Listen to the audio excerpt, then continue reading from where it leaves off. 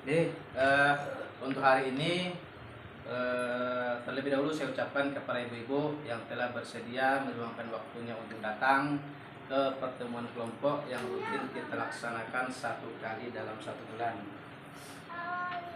Oke, untuk pembahasan sebelumnya yaitu tentang tentang pengelolaan keuangan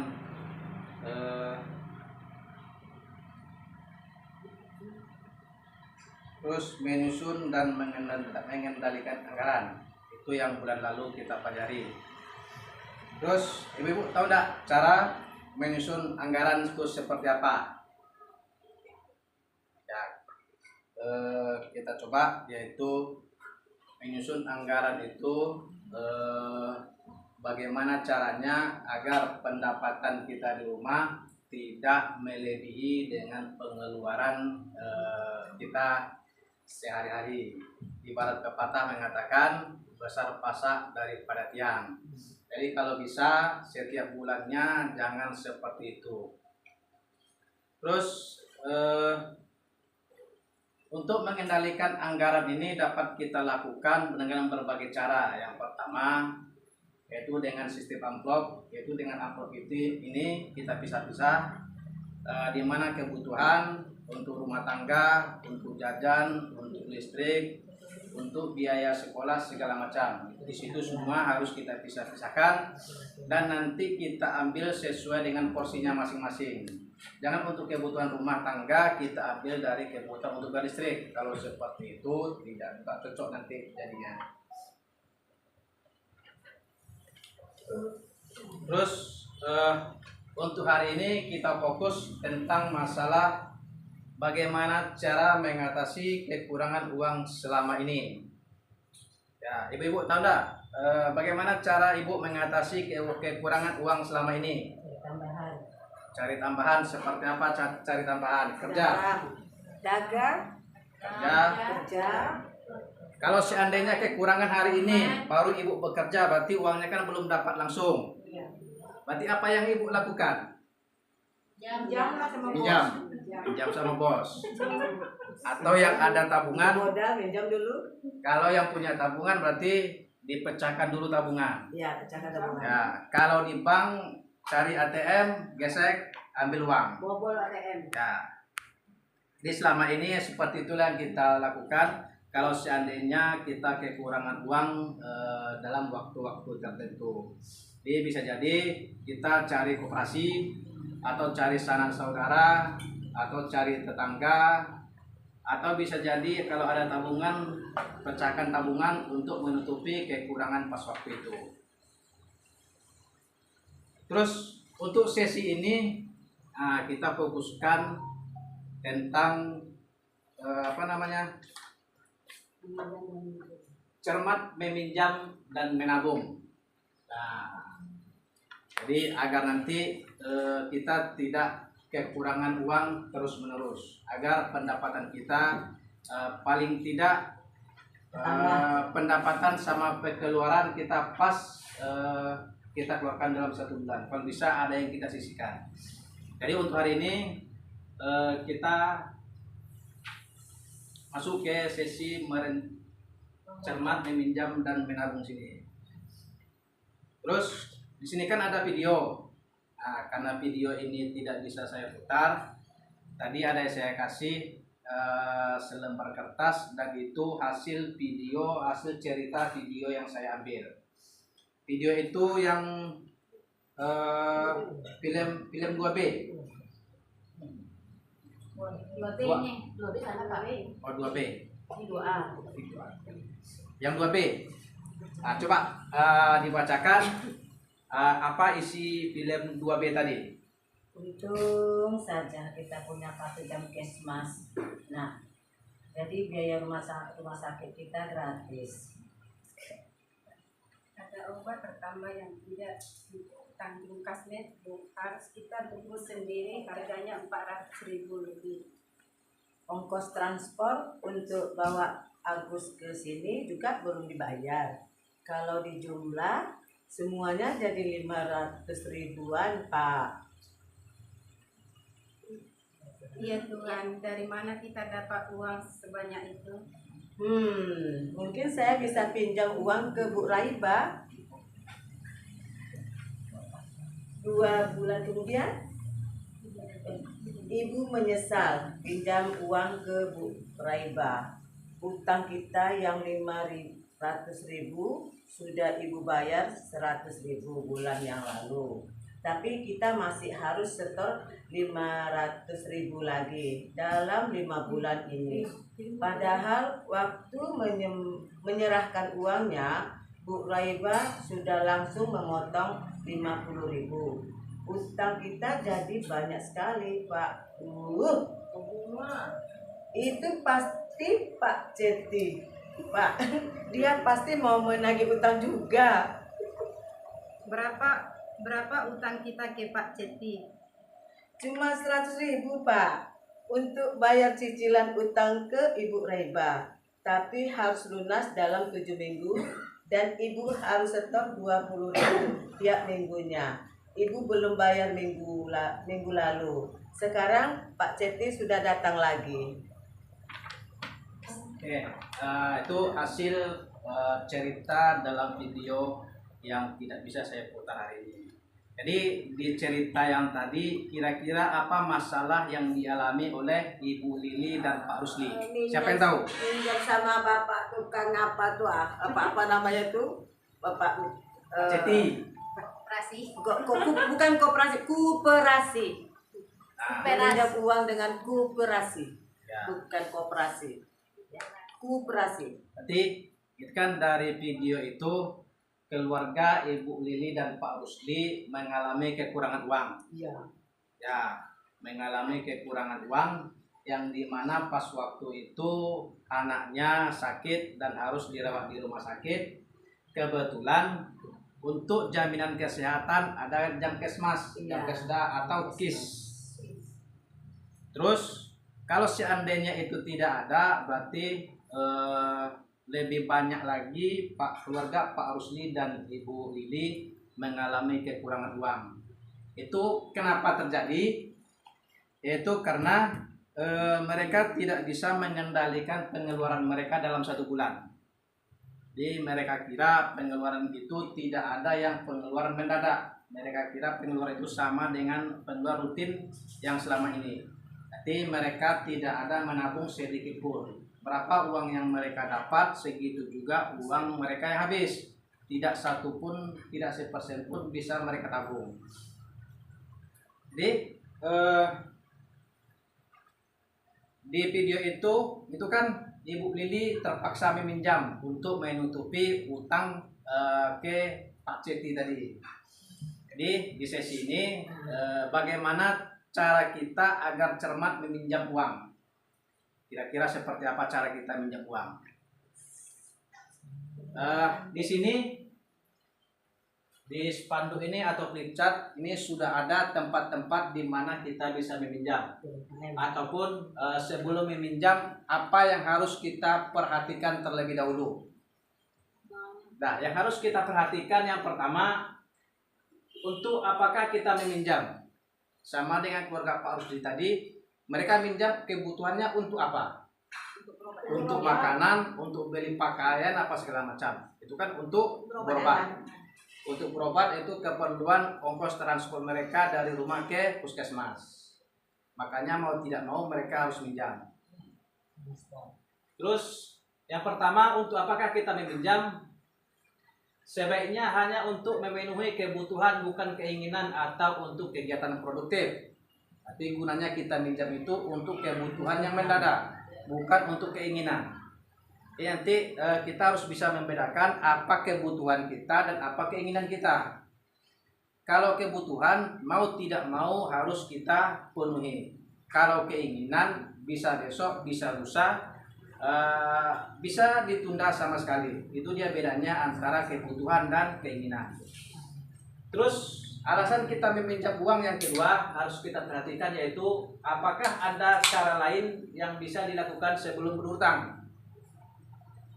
Kalau keluarga Pak Rusdi tadi, mereka tidak ada cara lain selain berhutang.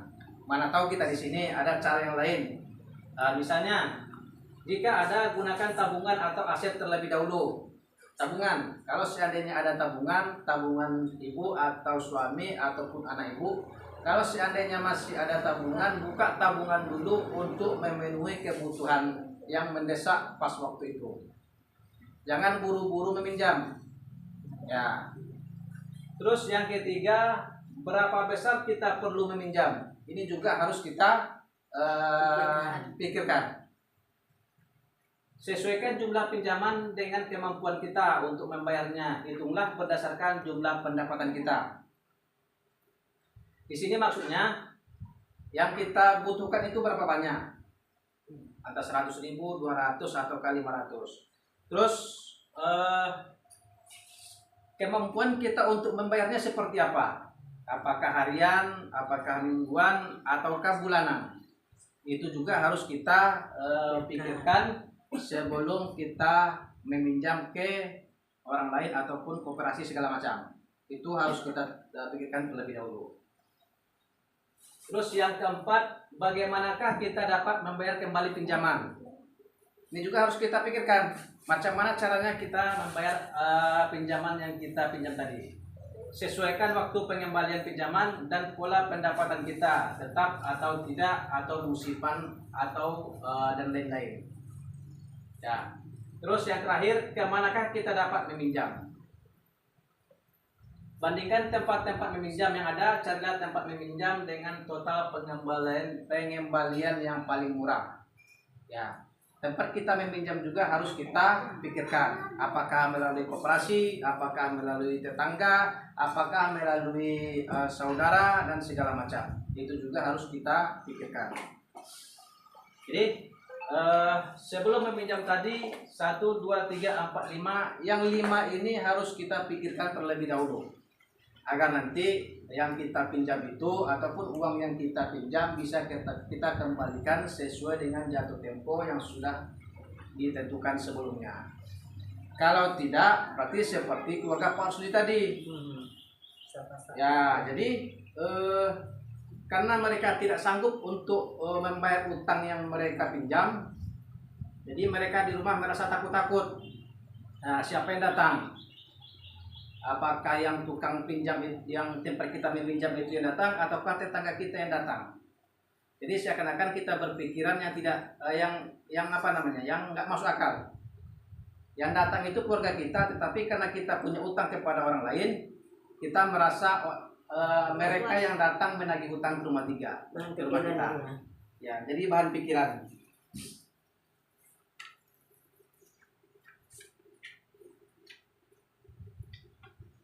Terus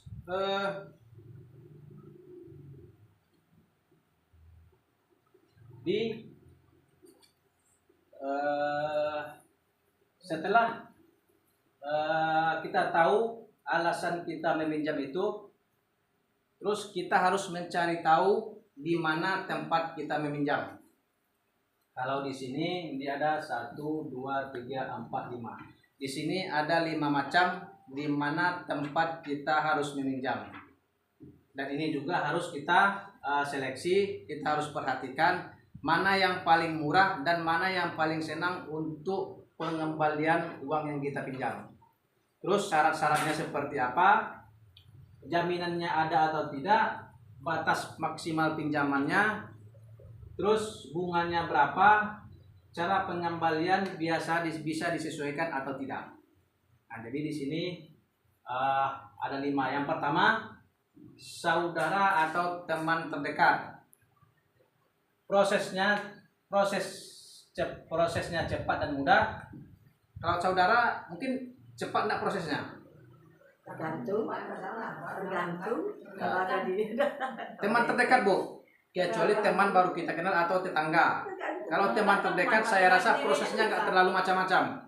Bu, pinjam duit 200.000, 2 minggu lagi saya bayar. Mungkin kalau teman terdekat mungkin langsung bisa ngasih. Kalau saudara Pak nama dope. Kan nama dope lah dapat. Terus untuk jaminan, kalau di teman terdekat butuh nggak jaminan? Tergantung pinjamannya dulu. Misalnya pinjaman kita jangan banyak-banyak lah. 100 Ya. Kita 100 Oke, atau oke. 400. 100 10.000 lah. Itu kan tak perlu jaminan. Enggak. Berarti kalau untuk kerabat teman terdekat itu nggak perlu jaminan. Ya, jaminan. Terus ada batas maksimal pinjaman. Pasti ada. Pasti ada. Ya, karena kita tahu mungkin saudara kita ataupun teman terdekat kita bukan pula orang kaya. Mungkin ekonominya hampir sama dengan kita. Mungkin kalau 100 200 bisa jadi mereka bisa langsung pinjamkan, tetapi kita tidak bisa pinjam di luar batas kemampuan yang bisa dia pinjamkan. Terus bunganya. Kira-kira kalau minjam di tempat teman ataupun Nggak pakai bunga. terdekat ada bunga? Enggak. Tidak ada. Tapi cepat bayar. Nah, harus cepat bayar. Iyalah. Kalau enggak gimana? Orangnya mau beli beras. Terus cara pengembaliannya bisa nggak kita sesuaikan? Bisa. Bisa, misalnya 2 minggu. Iya. Ataupun saya pinjam 200 dalam jangka waktu 1 bulan. Jujur lah. Kalau itu bisa. Jujur. Terus rentenir Nah, atau bank keliling atau koperasi. koperasi. Prosesnya mudah atau susah? Mudah. Koperasi. Iya, mudah. Koperasi. Nah, koperasi mudah. Kakku nak follow. Ya. Terus koperasi. Mudah. Mudah juga. Perlu jaminan? Perlu. Perlu. Kalau dalam jumlah banyak, Banyak. kalau sedikit saya rasa tidak perlu pakai jaminan kalau koperasi. Tergantung pinjaman. Terus batas maksimal ada enggak? Ada. Beda dong. Koperasi batas maksimal? Ada lah. Ada. Ada lah. Ada. Bunga. Kalau bunganya seperti apa? Bunganya Besar, kecil, kecil. ada atau tidak? Kecil, Pinjaman kecil. lah. Kalau Kecil bunganya 15% setahun. Kalau rentenir itu udah termasuk tinggi. Iya.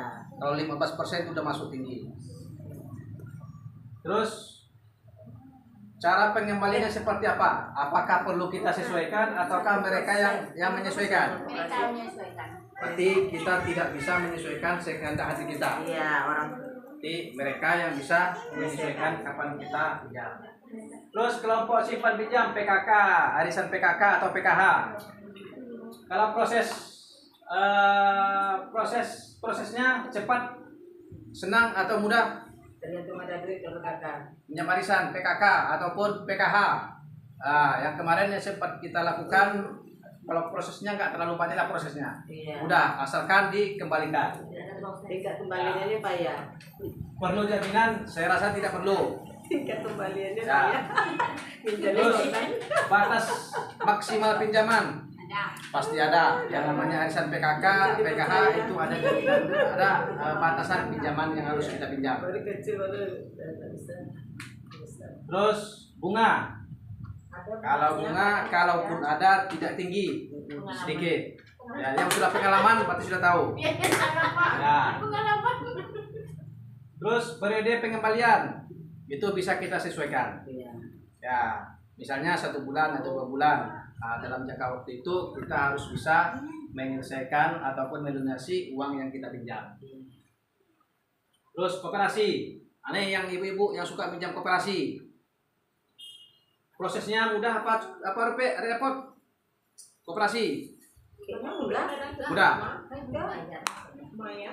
Biasanya dia cenderung rumit karena ada nanti ngisi formulir. Itu harus ada, pakai materai mungkin ada. Terus perjanjian. Perjanjian itu harus ada juga. Terus jaminan biasanya pakai kalau koperasi. Kalau di bawah 2 juta pakai jaminan enggak? Pakai. Paling tidak PPKB Honda. Ya. Terus batas maksimal pasti ada. Terus tergantung peraturan yang berlaku. Berarti biasanya ada batas maksimal yang bisa kita pinjam. Apalagi kita pinjam baru pertama kali di koperasi itu. Mereka belum tahu siapa yang pinjam. Untuk pertama mereka kasih mungkin dalam jumlah yang sedikit. Kalau seandainya nanti angsurannya lancar, kalau kita pinjam lagi bisa ditambah Koperasi itu jumlah berdasarkan pinjaman. anggota, keanggotaan koperasi. anggotaan. Iya. Terus bunga, kalau bunganya koperasi tinggi nak? Enggak. Rendah. Rendah koperasi. Terus periode cara pengembalian tidak harus sesuai ketentuan. Berarti ketentuan koperasi di mana tempat kita minjam tadi. Tidak bisa suka-suka hati kita. Tetapi kalau lebih cepat pihak kooperasinya senang. Tetapi kalau lambat mereka nanti bakalan nyari-nyari Bu. Ini udah masuk tanggal jatuh tempo tetapi orang ini cari nggak ada, hilang-hilang. Nah, itulah banyak kejadian orangnya hilang-hilang, entah di mana sembunyi. Nah, nanti kalau ada yang datang bilang mama keluar ya, padahal dia di dalam sembunyi. Terus bank pasar. Nah, di bank biasanya kalau untuk proses sangat rumit. Karena nanti formulir, nanti mereka survei cocok atau tidak diberi pinjaman. Terus kalau jaminan sudah pasti ada, sedikit atau banyaknya pinjaman, ibu harus ada memberikan jaminan kepada mereka, minimal BPKB Honda. Terus ada batas maksimal pinjaman, itu pasti ada. Ya dimanapun kita pinjam, batas maksimal itu harus ada, tetap ada. Bunga, kalau di bank biasanya tinggi. Ya, terus cara pengembaliannya itu tidak bisa kita sendiri yang atur. Berarti harus ikut aturan yang ada di bank pasar tadi. Jadi disinilah tempat-tempat yang biasa kita minjam. Berarti nanti di sini 1, 2, 3, 4, 5 yang 5 macam ini boleh ibu pilih salah satu kira-kira di mana yang paling mudah, terus cara pengembaliannya seperti apa, terus bunganya yang paling rendah yang mana, baru nanti ibu pilih, baru nanti ibu putuskan untuk meminjam uang.